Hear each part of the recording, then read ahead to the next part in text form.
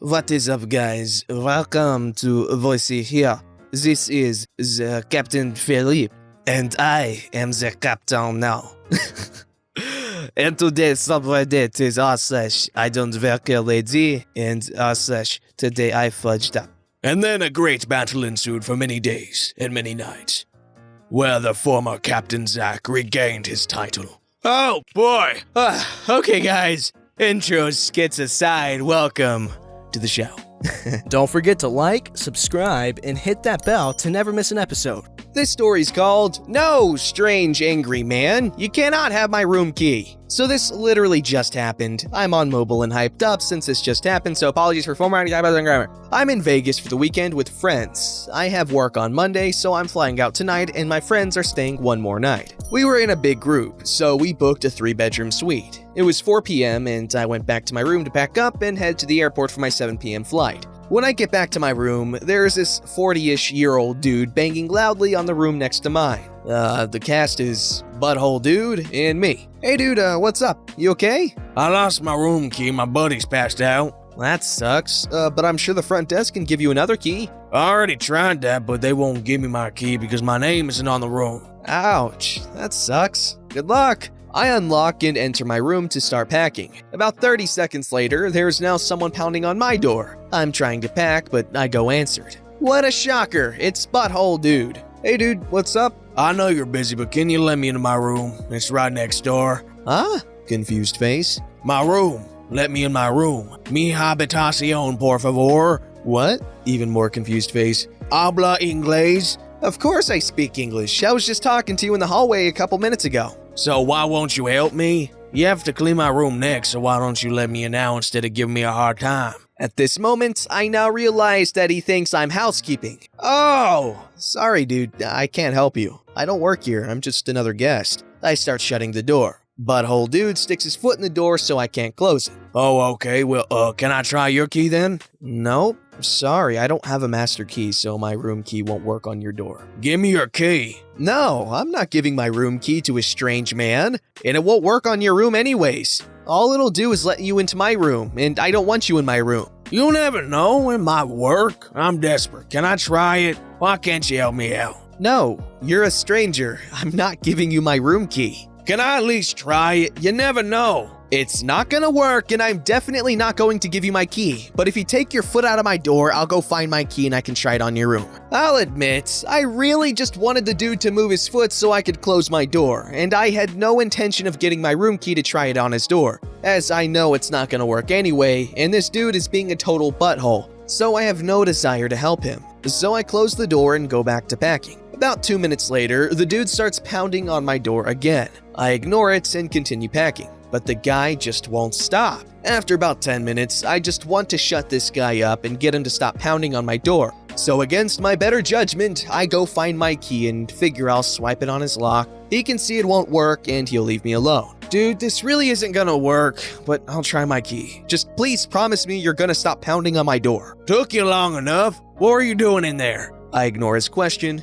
go up to his door, and swipe my key. What a surprise! The lock blinks red and the key doesn't work. See? My key doesn't work on your room. Now please, leave me alone. I turn to go back to my room. Try it again. It's not gonna work. Rooms are individually keyed at hotels. I dart around him, slip my key in the door, and manage to close the door before he can follow me in. Butthole Dude now goes back to slamming his fist on my door and is now yelling, You dumb freaking coder! Let me in! Let me in! Open the door, bench! Freaking open this door right now! At this point, I'm terrified. I call security from the room phone and they promise to send someone up. I finish packing while the banging and screaming continues. Luckily, the 3-bedroom suites are 2 stories, so after I finished packing, I went downstairs in the room and I was able to escape from the downstairs entrance without Butthole Dude seeing me. I'm now in a car headed to the airport and my friends are headed back to the room. Hopefully, security has gotten rid of him by now. Sorry I don't have a better resolution or any details for you all, but I'll update this if I hear anything from my friends.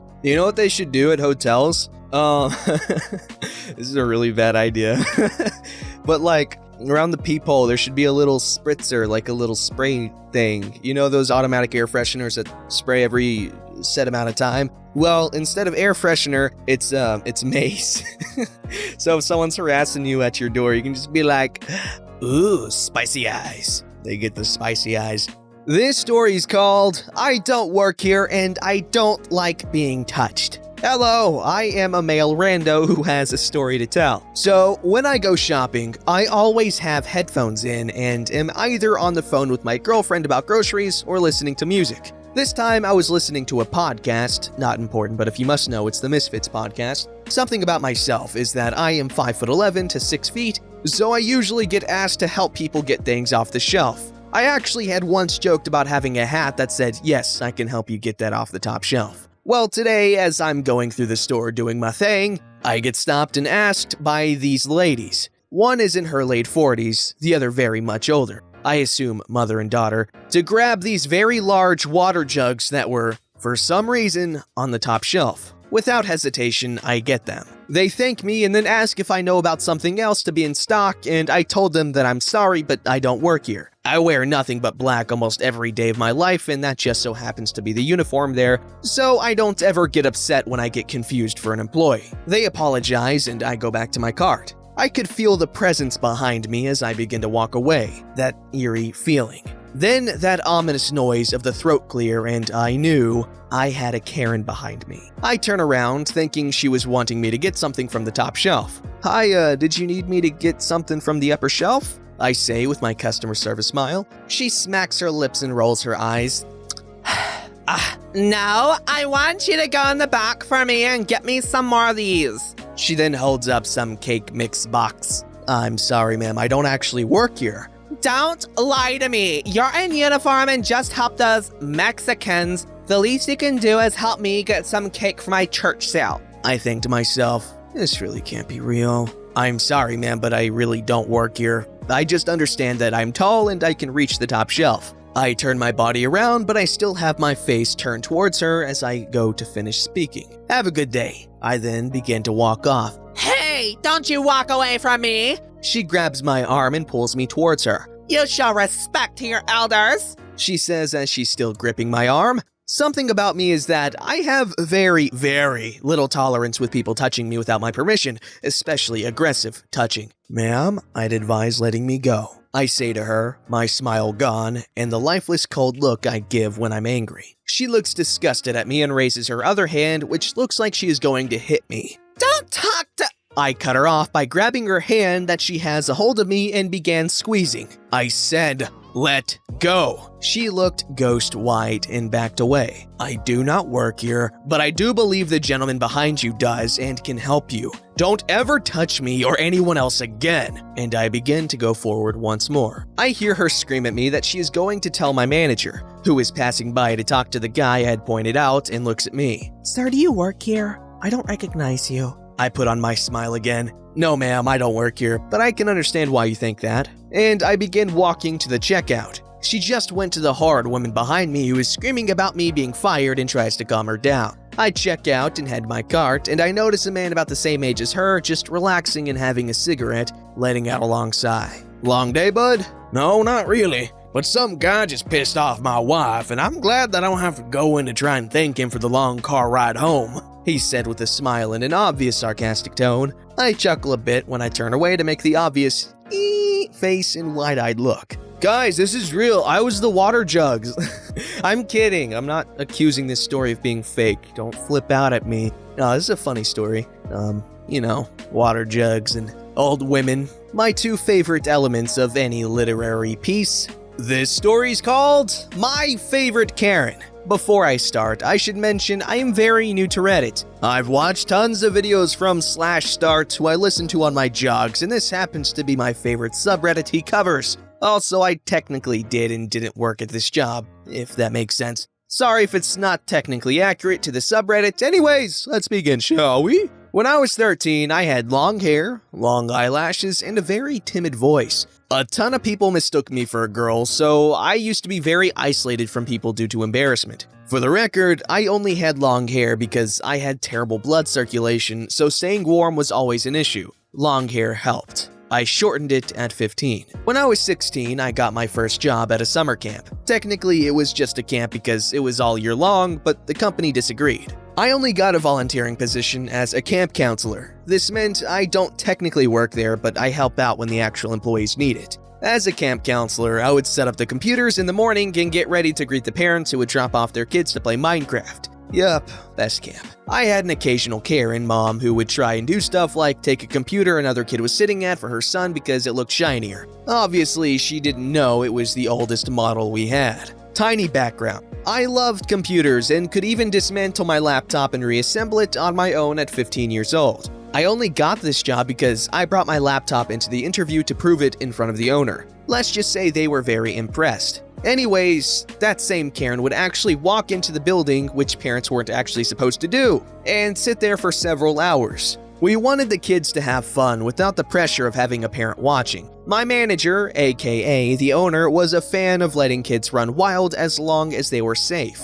Parents kinda hinder that enthusiasm. No offense to any parents out there. This mom walked in and called me over. I came over with the speed of an elephant, not very fast. She kept snapping her fingers and yelling, "Boy! Hey boy!" I technically snapped and told her, "Calm your booty hole." Yeah, I try not to swear in front of kids, but freaking hell, I'll do it in private. Sorry. I came over after finishing my setup and asked, "Can I help you?" She screeched so loud that my ears felt they'd shatter. "How dare you take so long, you dumb brat! You were slower than my husband!" Let me just point out, I finally get that was supposed to be a sex joke.